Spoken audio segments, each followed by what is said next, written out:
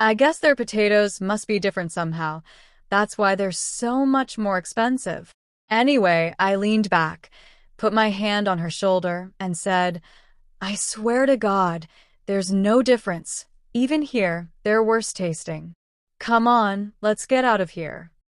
She furrowed her thick, arched eyebrows and said, check your card and see how much you have.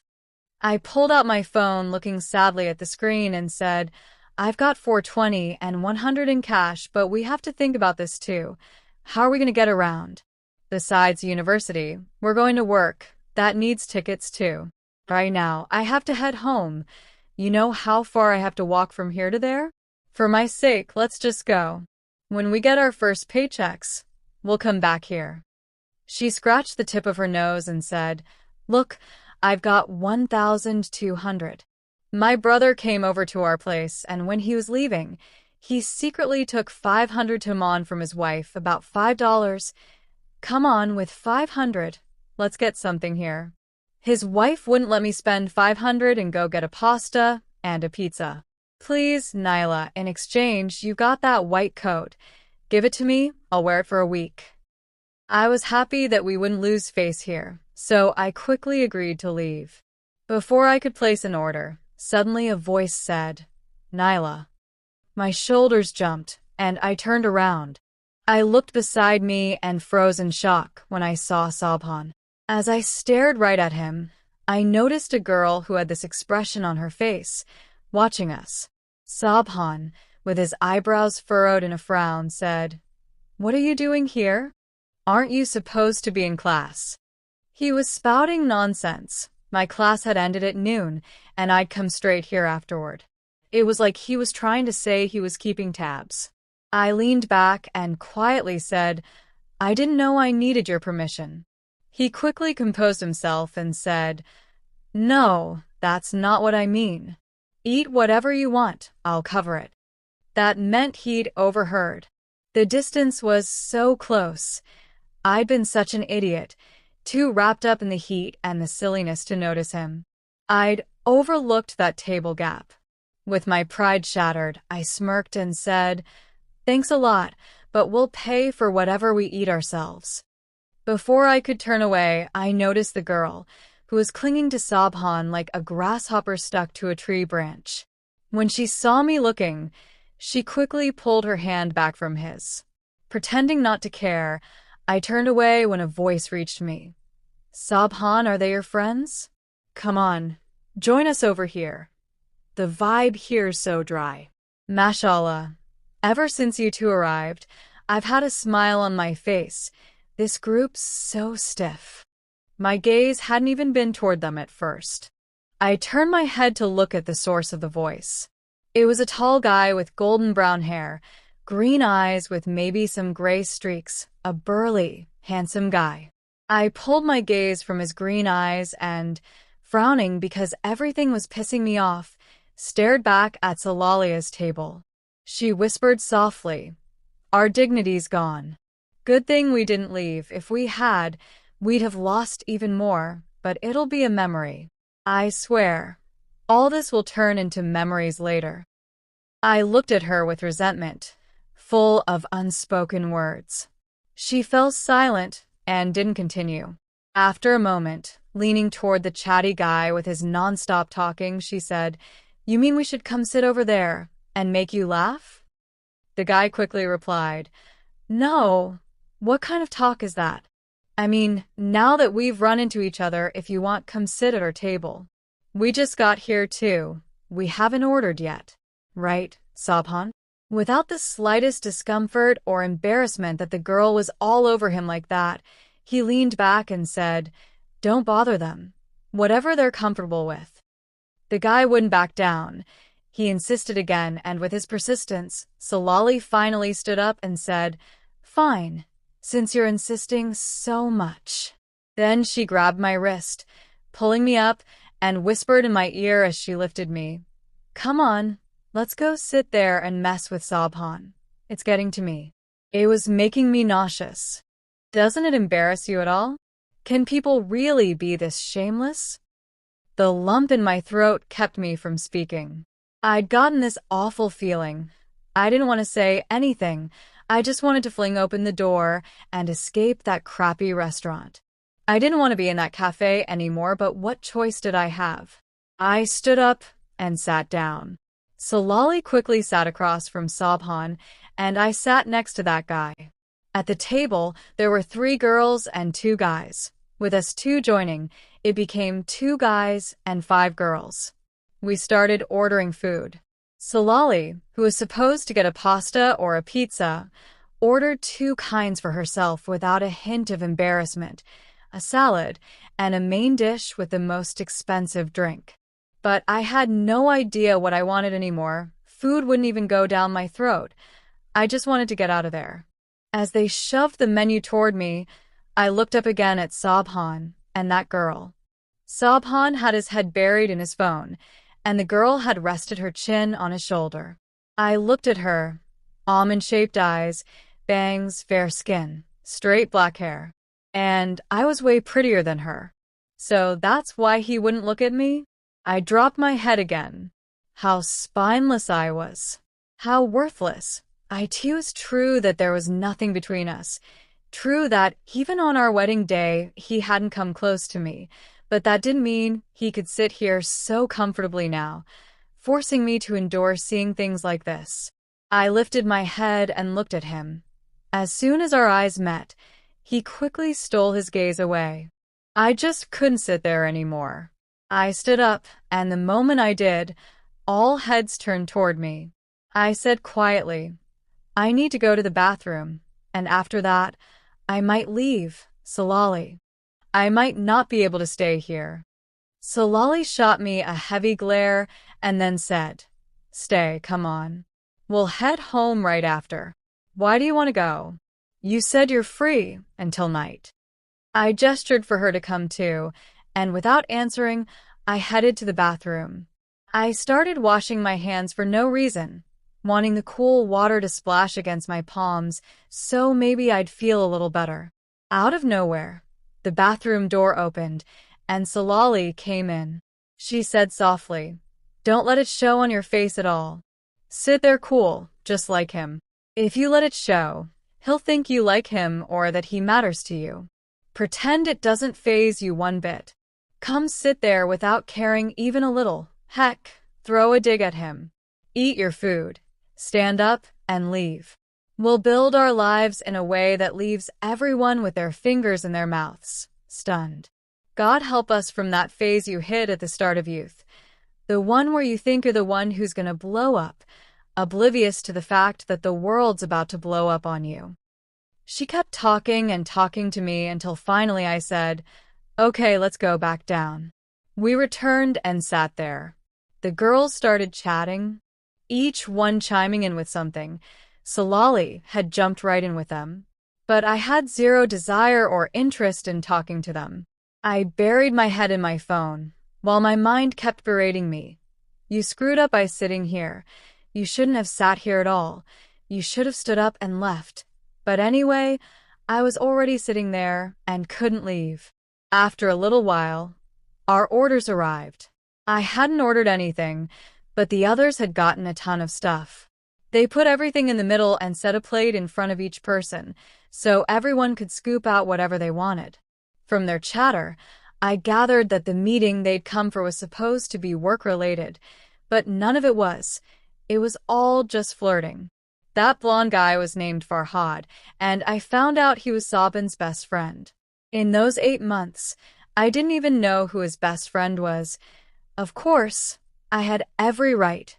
We hadn't exchanged a single word with each other. In the plate in front of me, Solali scooped a bit of pasta for me and put a slice of pizza on it. The moment I took a bite of the pizza, I quietly said, "This is so delicious." Right then, Farhad jumped in. "This is my favorite dish at this restaurant. You like it too?" I ordered it. No one else likes it, but I'm obsessed. Totally obsessed. I smiled and said, "Interesting. I'd never tried it before. I think it's really tasty." Solali quickly grabbed a piece, ate it, scrunched up her face, and said, "I don't like this flavor at all. It's got this sharp smell of olive oil and garlic in your mouth. But to me, it was super delicious. Those sun-dried tomato bits with marinated chicken breast, mushrooms, and that olive oil with garlic sauce. It all seemed perfect. After the piece in my hand was gone, I shyly asked, "Can I take another slice from your pizza? It's just so good." He quickly made space, placed the pizza dish between me and him, and said, "Now that you like this flavor, you'll probably like my drink's flavor too. Want to try a sip?" Strangely enough, I liked that weird drink he'd ordered. I'd never tasted flavors like that before. He asked me what my favorite food was. I smiled and said, "Honestly, I'm not picky at all. I like almost everything. But I love anything with a combo of cream, mushrooms, spinach, and garlic even more. Like if we make a burger like that, or pasta, pizza, even an omelet, I love those. Actually, the pizza we have here right now has pretty much that flavor, plus olive oil." He smiled and said, "Exactly, I'm obsessed with cream soup too.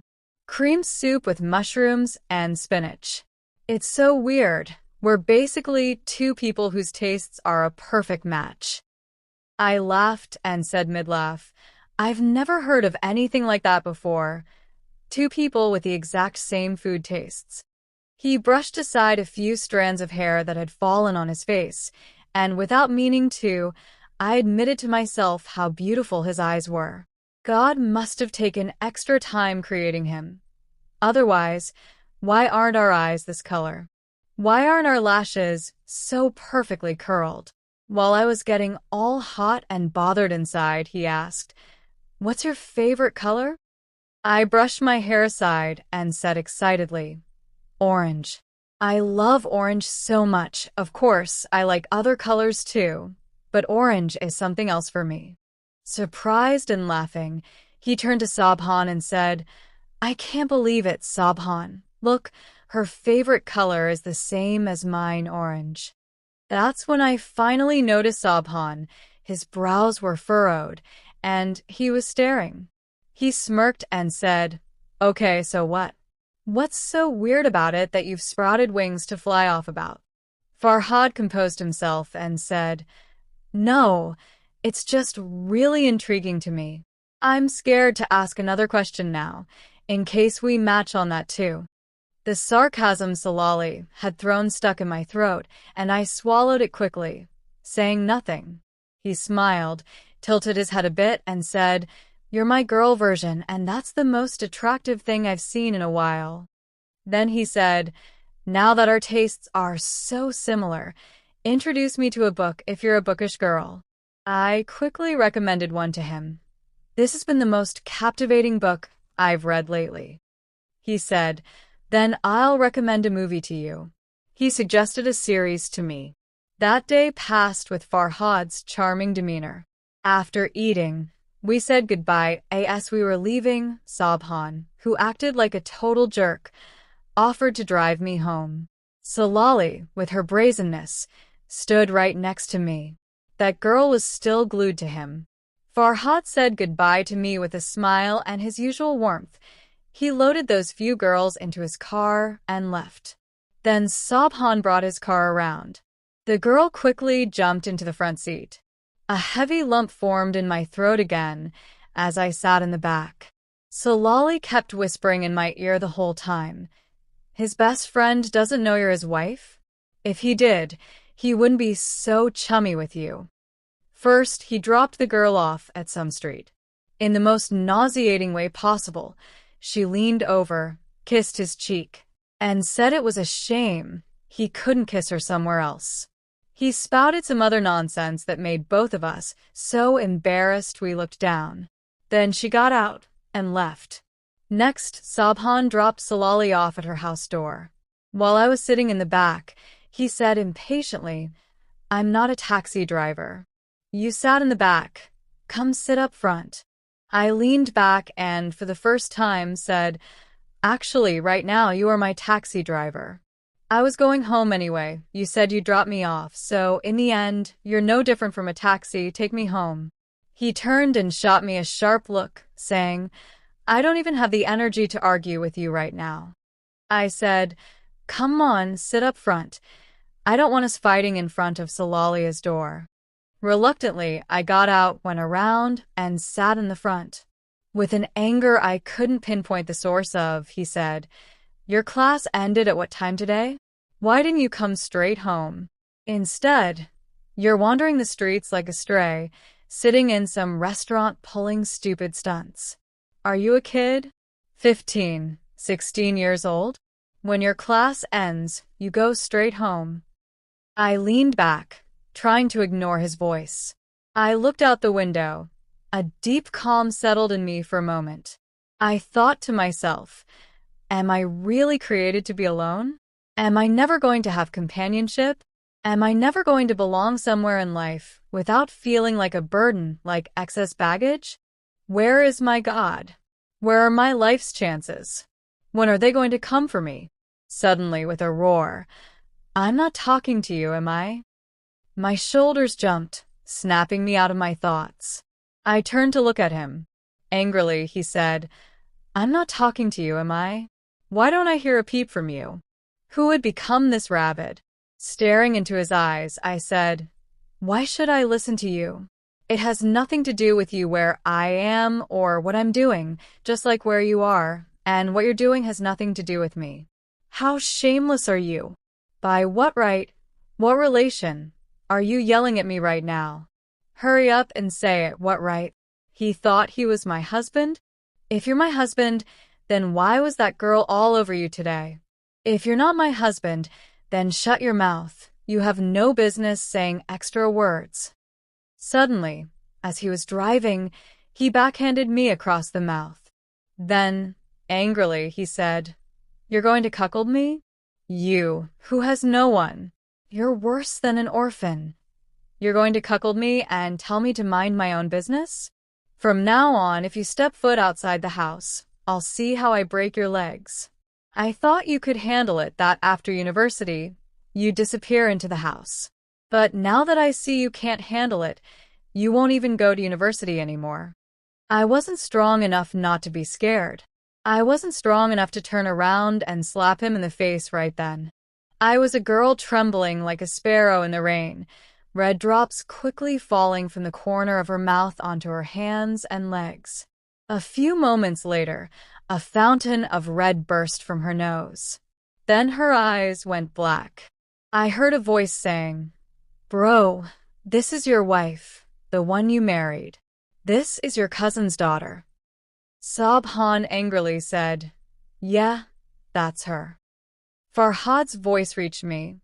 So you saw her with Sim today and didn't say a word to her? Didn't even let on? Sabin's voice came. She'd be wrong to say anything. Does she have the guts? I'm not some pushover. Amid their bickering, I opened my eyes. I was lying on the couch at home, still in my shoes. How awful it is to be so helpless that there's no one you can call right now to come save you. The moment I opened my eyes, Farhad noticed. My throat burned from dehydration. It burned so much. Desperately, I said, Water. He quickly ran to the kitchen. Sabhan turned, looked, and said impatiently, Why are you fainting and passing out? You're so weak. From now on, learn not to argue with me because you can't handle it. You won't come out on top. I called the doctor. He's on his way. Farhad brought the water over. I took it from him with trembling hands and sipped a little. As soon as my throat got wet, I tried to stand up, my head spun, and I fell back. He quickly bent down, supporting me under my arm. In that moment, I noticed Sabin's sharp gaze flicking toward Farhad's hand, but Farhad, oblivious to everything, said softly, Why do you want to get up? A teardrop fell, and I said, I want to go. He stopped me and said, Sit down, things got heated. An argument happened. Sit and solve your problems together. I pushed his hand away, bent down, grabbed my backpack from the floor, stood up to leave. Farhad's voice came, Sabhan, she's leaving. And Sabhan said, Let her go. Let her go. Let's see where she's off to. Crying, I left that place. I couldn't even take a bus. I couldn't stay at the station in the cold. I got in a taxi and said, "Chartered. Drop me right at Grandpa's door." When I knocked on Grandpa's door and went in, they both looked at me. I didn't know that before I got there, Sabhan had called and filled them in. They both stared at me, and then Grandma angrily said, "Don't follow in your mom's footsteps, or you won't have a happy end waiting for you. Your mom had her dad backing her up. You don't have that. You'll end up homeless. When your husband asks why you came home late, answer him like a normal person." Grandpa looked at me and said, "A person should listen to her husband, not turn around and give him lip when he says something, throwing two back at him. This is how it ends for you, getting smacked in the mouth. You don't have a place here either. Life isn't a game where if you don't have fun, you can just go back." Why are they yelling at me like this? Even if I was guilty, why yell like that? Why make such a scene? I'd opened the house door. I heard Grandpa's voice saying, "Come inside now." Ignoring him, I slammed the door shut and went back to sitting by the curb of the highway. I sat there thinking about what I should do. Get up and go put the house up for sale on the spot? For now, I couldn't do that. Grandpa had said as long as he's alive, I can't do something like that. If I leave there, where would I go? I have nowhere. Go back to Sabin's house? I can't. With what pride would I return there? What would I even say? They didn't accept me? It'd just prove what he said when I left, like a dead mother's child, strange and alone. I was huddled by the curb, staring at the cars speeding past me. Suddenly, the thought hit me, get up, and run with all my strength right into the middle of the highway and end it. I told myself, do you want to be extra there too? Even God doesn't want you. Go there. Aren't you tired of being surplus everywhere? Do you really want to be extra, even in the afterlife? Wait. Let that place beg for you. At least there, you won't be extra anymore.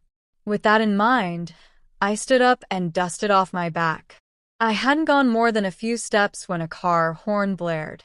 I turned around and saw Sabhan.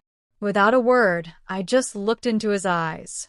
He leaned over and opened the car door for me. A fierce gust of wind blew, and instinctively, my hand reached for the half-open door handle. I pulled it all the way open and sat down. The second I was seated, he said, "This is the first and last time I come chasing after you when you've run out of the house, and I let you come back.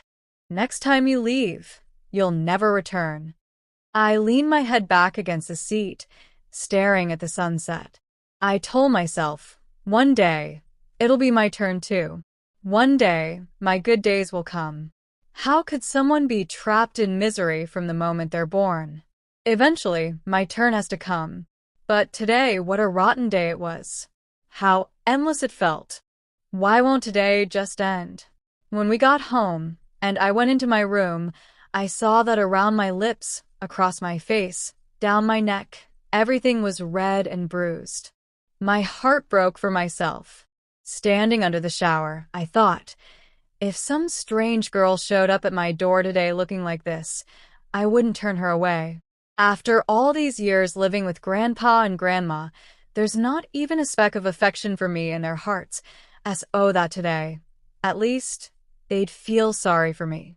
Loving nothing. Why didn't anyone love me? Why was no one ever attached to me? Why was no one ever in love with me? So what am I? Am I just that unlovable? The next morning, I didn't have the energy to answer Salalia's calls. I was sprawled out at home when the doorbell rang. I went to the door, opened it, and there was Farhad. I was so surprised. In his hands, he had Halim, some supplements, carrot juice, and stuff like that. He handed them to me and said, "I've been thinking about you nonstop since yesterday. I said I'd come drop these off for you. I know a bit about your life, some things here and there. I'm really sorry. I want to say I don't know why, but since yesterday, I've been thinking about you, and I'm genuinely upset. This is the only thing I could think to do. If you need anything, tell me. Even if you need money, just say so, okay? I swear to God, please save my number. Whenever, wherever you run into trouble, any hour of the day or night, call me. I'll do whatever help I can without hesitation. I smiled and said, "Thank you so much, but I really don't need anyone's pity. I'm fine right now. There's no need for all this trouble you've gone through." He gave a humble smile and said, "God forbid I come here out of pity. I didn't come for pity at all. I came to help. I'm saying my whole mind's been on you since yesterday. I bought things I like myself, thinking you'd probably like them too. I thought kalapaka might be more nutritious for you, but since I don't like it, I figured maybe you wouldn't either." I smiled. He was such a funny guy. I said, "Thank you so much. Please come in." He shook his head and said, "No, I won't come inside. Just give me your number and save mine. If you need any help, you have to tell me." We exchanged numbers, and he left. I came back inside, opened the bags. There were 3 bags and 1 container of Halim. Everything was in the bags: compote, juice, chocolate, gummy candies, cake, chocolate milk. I was stunned that he'd bought all this for me, a total stranger.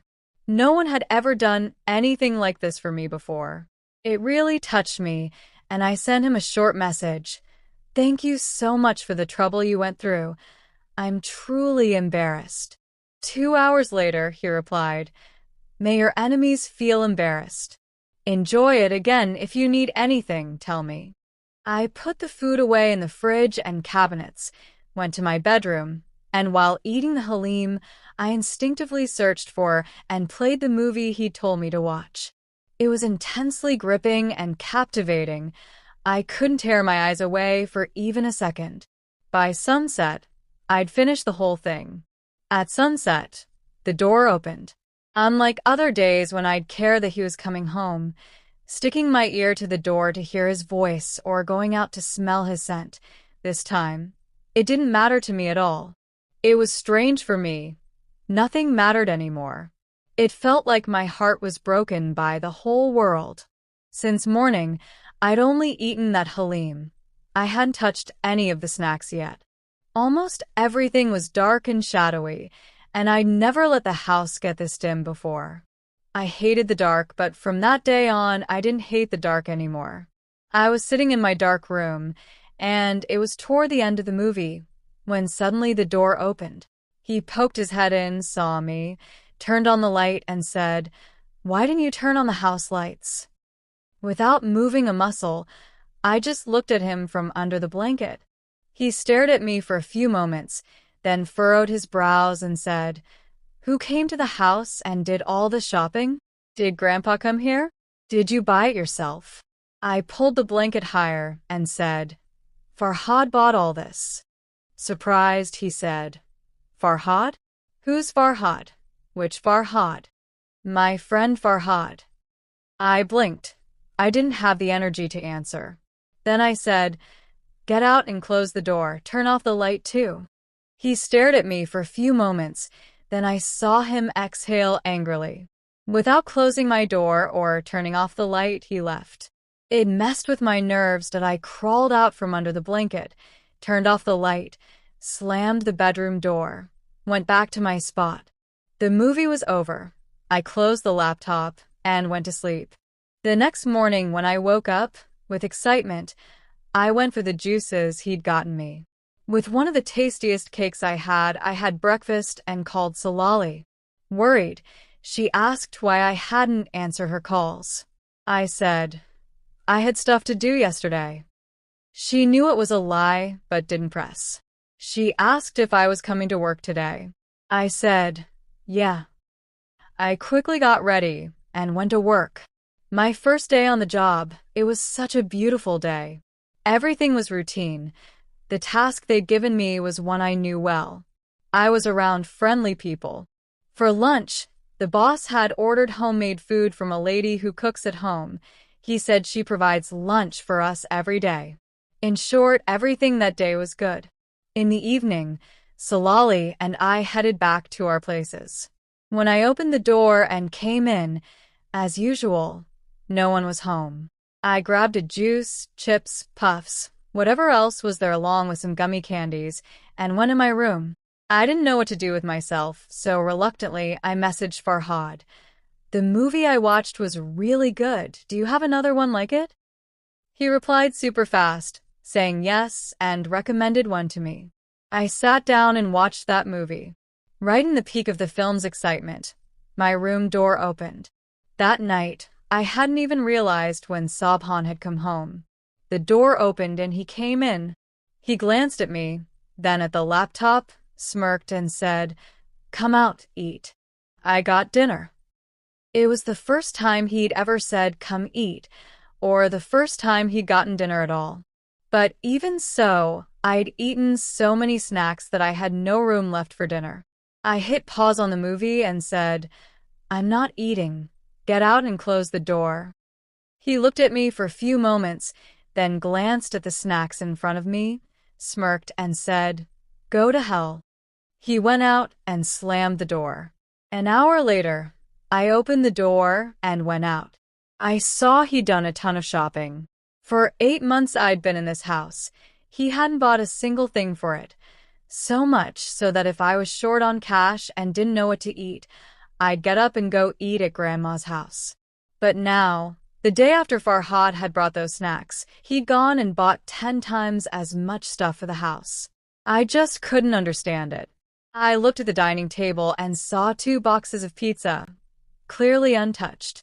I quietly went toward his room door and heard water running. I realized he'd gone to take a shower. I went back to my room and slept. It was evening, and I was about to head home from work when Farhad messaged me. "Did you watch the movie?" I smiled and wrote back, "Yeah, I did. It was so beautiful. Got anything for tonight?" Every night at home, I'm so bored I feel like I might have a heart attack. Ever since you introduced me to that movie, my nights have a way of passing. After I sent that, he called me. I felt awkward, but with Salalia's insistence, I answered, while Salali had her ear glued to my phone. Farhad started with small talk. When I responded, he asked, "What are you up to right now?" "University." I glanced at Salali and said, "No, at work." Surprised, he said, "You go to work?" I smiled and said, "Yeah, I've just started a few days ago." Quietly, he asked, "Does Sabhan know?" I shrugged and said, "No, he doesn't know anything about me." "Got a movie to recommend?" He said softly. "Movies? Yeah, I've got plenty. But today, I want to go out with some really cool people.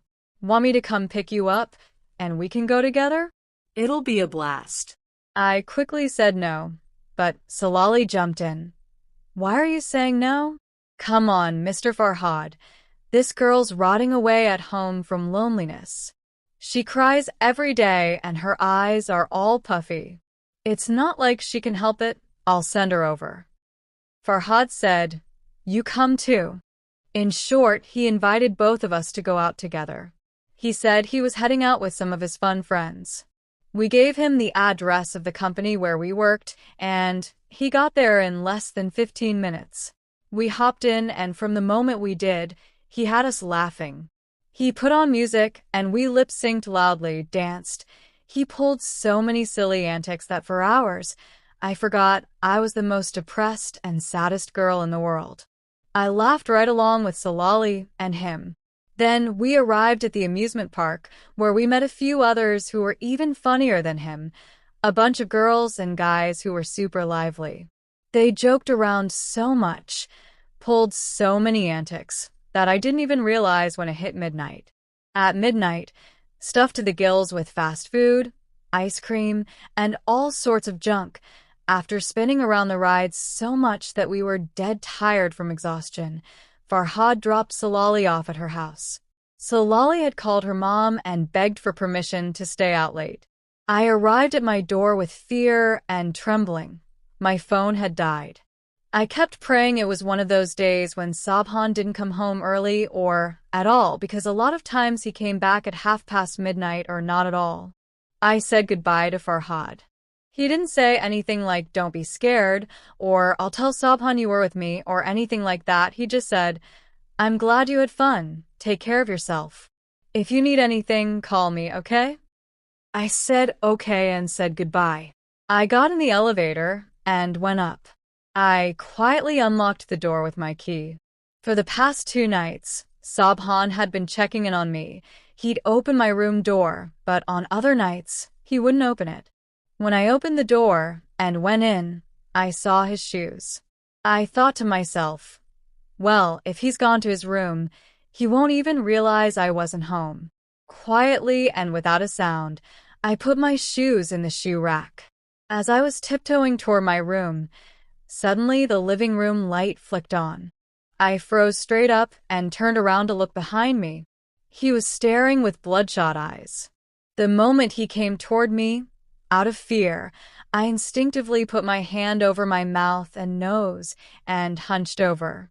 Seeing nothing happened, I slowly opened the corner of my eye and looked at him. He was staring at me, surprised. I stood straight up in fear and looked at him. He blinked a few times, then seriously and calmly asked, "Where have you been until now?" Who were you with?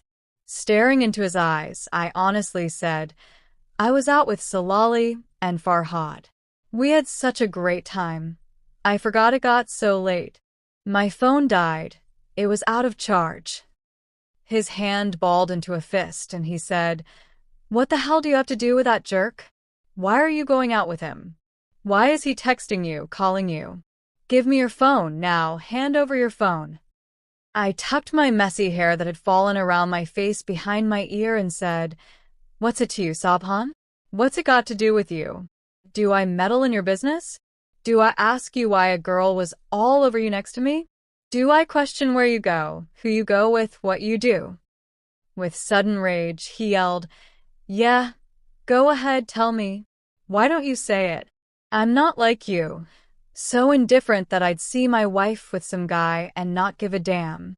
Tomorrow I'll deal with that bastard. Make sure he never comes within 100 meters of you." He snatched my bag, yanked open the zipper, and spotted a small woolen rabbit. He pulled it out and said, "What's this?" I glanced at the rabbit and then said, "This? Farhad bought this for me."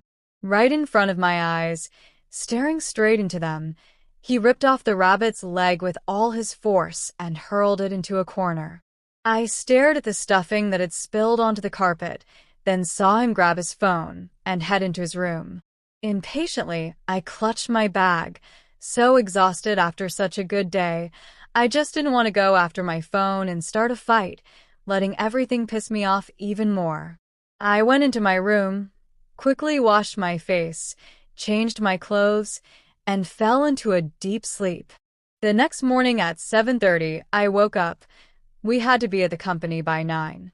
When I came out of my room, I saw him sitting on the couch. I was surprised. Why hadn't he gone to work?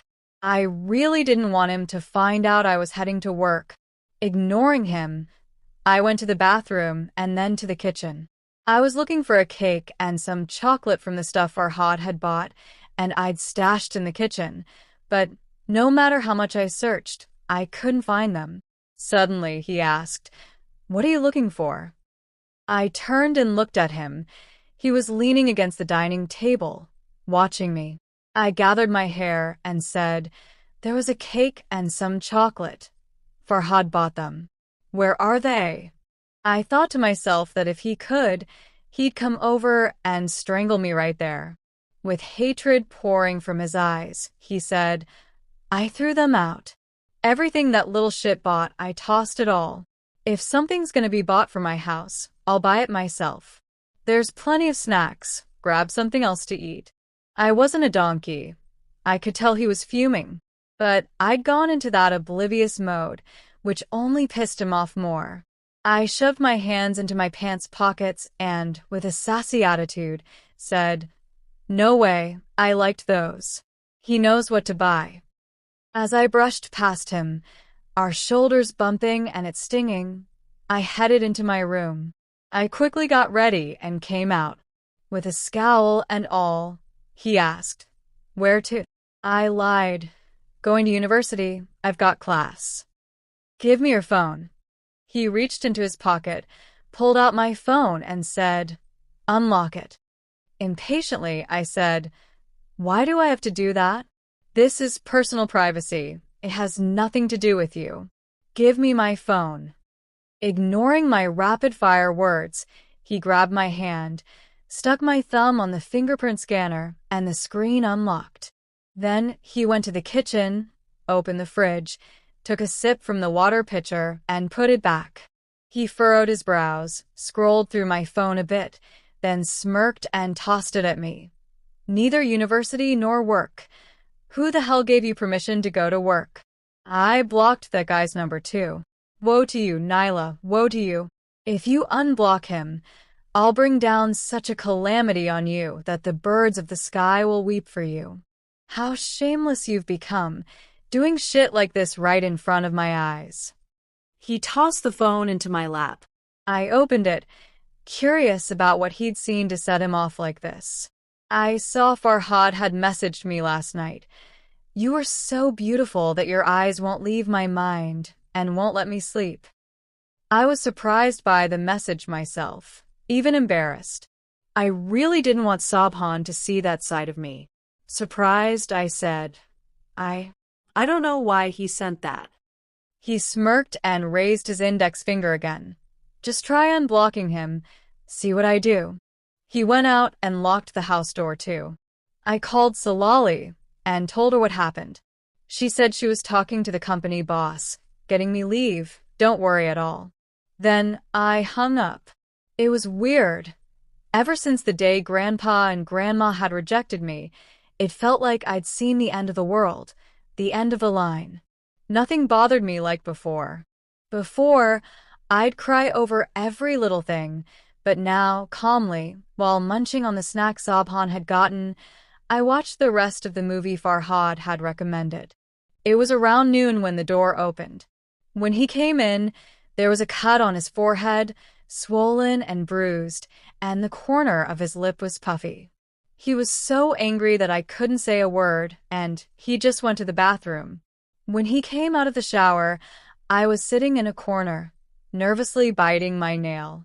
He looked at me for a few moments in his bathrobe, then quietly said, "I yelled so much. My throat's burning. Can you make me some soup?" With a lump in my throat, I said, "No, I haven't forgotten how you smashed the food I cooked for you over my head." Before he could say anything, his phone rang. He answered, and after some small talk, he said, "Sorry, I didn't recognize you." Then his brows furrowed even more, and he said, "What do you mean?" "Yes, I know Nyla, but I don't get what you're saying." I was surprised. Who was it? Who had called him? Why did they mention my name? As I watched him fearfully, he exploded in anger. "Mr. Respectable, you called to ask for my wife? If you're man enough, give me your address." He started yelling and ranting, and I clung to the couch in terror. When he hung up, he pointed his index finger at me, the poor me, and said, "If you step foot out this door one more time, I'll see how I break your legs. So suitors come for you, and you hand out my number?" I got scared, stood up, and said, "What are you talking about? You're crazy. I have no idea what you're on about." I went into my room. If I stayed out there any longer, something dangerous would happen. I sat in my room impatiently. After about 15 minutes, he opened my door. Thank God, he didn't know how to knock. I quickly straightened my clothes. "Dressed to go out," he said. "Get up, get ready, we're going." From when had he ever taken me out? Ignoring my surprised look, he repeated the sentence. Finally, impatiently, he said he had no patience for chit-chat. "Get ready quick." It was a garden that was mostly dried up, but even in its dryness, it had its own special beauty. Chunks of snow sat on its tall trees. A baby rabbit was between my palms. I'd thrown a blanket over my shoulders. Warmth from under the table hit my legs. The baby rabbit in my lap was trying to sleep, and as I stroked it, I kept an eye on Sobhan out of the corner of my vision. He was eating bread fried in butter along with the delicious soup in front of him. After finishing the soup, he started on the meal. Once the food was done, he looked at me for a few moments and said, "Where do you want to go? Where should I take you?" Poker-faced and bored, I said, "Home." He clearly didn't like that answer. He furrowed his brows and said, "Think, if Farhad asked, what would you say?" I barely held back a smile. I never imagined he'd be this jealous. I tried to stay serious and said with full gravity, "If Farhad asked, I'd say let's go to the bookstore. Somewhere full of books. We'd read some, and buy a few at the end." Without a word, he looked into my eyes for a few moments, then stood up, paid for the food. I put down the baby rabbit that belonged there on the ground, slung my bag over my shoulder, and got in the car at a distance from him. He took me to the book market, the place I loved. We walked side by side, stopping in front of the books the street vendors had laid out on the ground. We'd pick out ones that caught our eye from among them, read a few lines. If we liked it, we'd buy it. We'd discuss the books we'd read. That day was the first time we'd really talked to each other. That night, we ate out, came home, each went to our separate rooms to sleep. And in the morning, as he was heading to work, he locked the door and left. At 10 a.m., a message came on my phone. "Can you make rice and chicken for lunch? Please." A smile crept onto my lips as I wrote back, "Maybe, if you apologize." Without delaying much, he quickly replied, "I'm sorry, forgive me." I still couldn't fully warm up to him. You know why? Because in the beginning, so I wouldn't call off the wedding over him putting the house in Grandpa's name or something like that, he treated me really well for a while. I couldn't trust him this time, think that maybe he was jealous because his friend was getting better with me. I had no trust in him, but living peacefully together was way better than being enemies. When I opened the fridge, I saw everything was in there. I hadn't even noticed when he'd bought it and put it in the fridge. I made the food, prepared a salad, tidied up the house, took a shower, and by 2 p.m., the door opened. He came in with a bouquet of flowers, soda, and a small box of pastries. He handed me the bouquet and looked at me for a few moments. I felt like he wanted to lean in and kiss my forehead, but he held himself back and went to the bathroom. I looked at the red roses in my hand. I really never expected this from him. While I arranged the flowers in the vase, he changed into comfortable clothes, came and sat down and ate. After eating, he watched soccer and fell asleep. He praised my cooking a lot. In the evening, he said, "Come on, let's go out." I asked if he wasn't going to work. He said his work is always only until noon. I realized the rest of his time was always spent wandering around, and it was blatantly obvious that he told me on purpose that his work ends at noon. So if one day he didn't come home in the evening or at night, I wouldn't get sensitive about where he was or try to drag him home. We went out together that night to the cinema. In the middle of the movie, I started crying, and he put his arm around my shoulders, rested my head on his chest. Occasionally, his caressing hand would touch my back or my hair. After the movie, we walked and ate hot corn and fava beans. At the end of the night, we got tea from a man selling it from a cart and drank it. We got home at midnight. I kept feeling like he wanted to tell me something, but he didn't. The next morning at 10 a.m., he messaged me again. "Can you make cutlets? Fry some potatoes, too." And from that day on, every day at exactly 10, I'd wait for his message. Little by little, I got used to us going out every night at the end, one day to the cinema, one day to the theater, one day to a cafe to sit and talk. A month passed since everything changed, until after that month, one night when he'd taken me shopping, he picked up a short burgundy dress and said, "I think this would look great on you." When we got home, he made me put on that dress, then came close to me and asked, "Do you love me?" And from that night on, I slept in his room, and everything between us took on a more official color, a more normal rhythm to life. A month and a half had passed when one day, in the middle of our conversation, Salali said, "I'm going to tell you something, but don't tell Farhad." Surprised, I said, "I'm not in touch with Farhad. Sabhan blocked him." She said, "Yeah, I know, but hear me out. You know what made Sabhan pay attention to you? It was Farhad. Farhad and I plotted together. He really likes Sabhan. He couldn't find any girl more suitable than me to help. And on the other hand, he said you're the perfect match for Sabhan. He said, why should there be a separation between these two? Why should Sabhan keep whoring around like this? He's known Sabhan since childhood, like he raised him, they've always been together. He said Sabhan only gets interested in something when he thinks he's losing it. That's why he pretended to be interested in you and asked Sabhan to divorce you, so he could marry you. On the other side, I even gave Sabhan's number to one of our distant relatives. He called to ask for your hand in marriage. He said he'd seen you like this and liked you. In short, we did everything we could to make Sabhan think he was losing you. Farhad stubbornly said he's ready to marry you if you give up everything for him. That's why he came to his senses and appreciated you. Before, honestly, he thought you were a girl who's always at someone's beck and call, with no owner to stand behind you. But now that he saw you have suitors that you have yourself, you became attractive to him, and he got interested. I mean, what I'm saying is that the reason things heated up between you two was Farhad. That day, I talked a lot with Salali.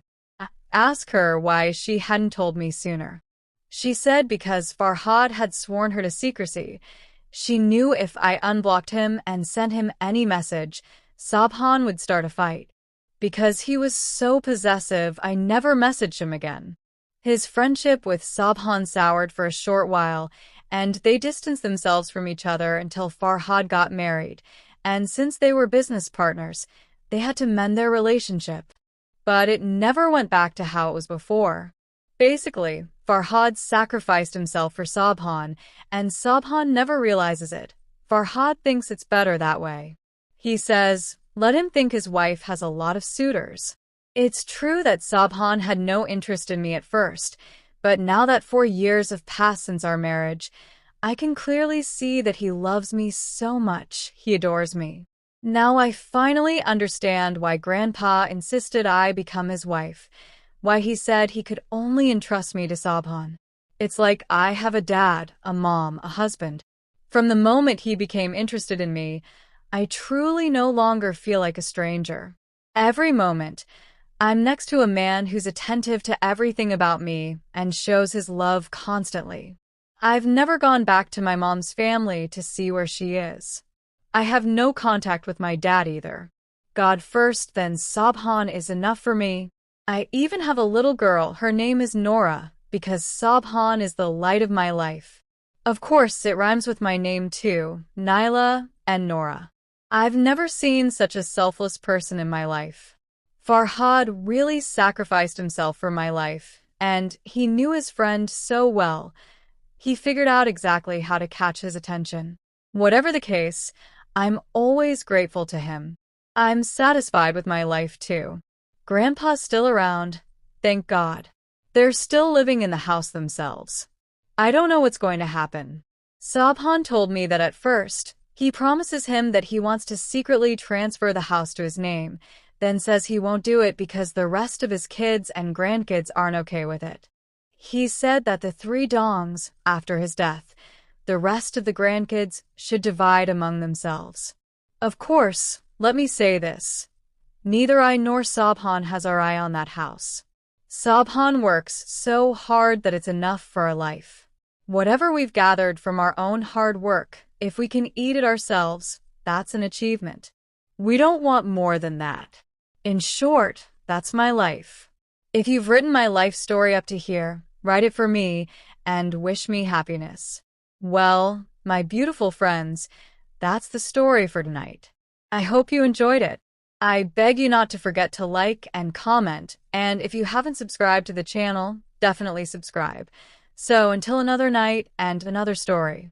Goodbye.